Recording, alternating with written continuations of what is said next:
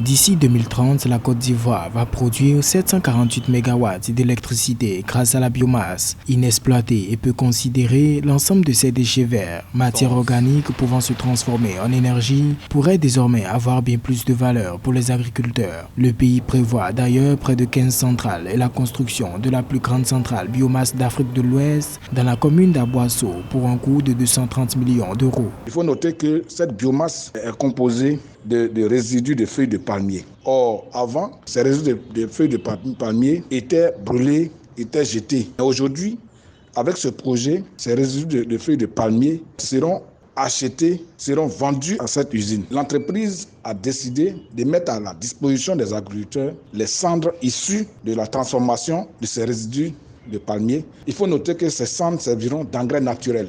Donc, les agriculteurs vont économiser de l'argent puisqu'ils n'auront plus à acheter de l'engrais naturel. L'énergie biomasse peut être employée aussi bien pour produire de l'électricité que pour produire du gaz ou du carburant. Le potentiel ivoirien en la matière est estimé à près de 12 millions de tonnes par an, soit une capacité de production de 491 MW. Il se concentre sur les coquilles de noix de cajou, les épluchures de manioc, les cabosses et coques de cacao, l'huile de palme et les résidus de caoutchouc.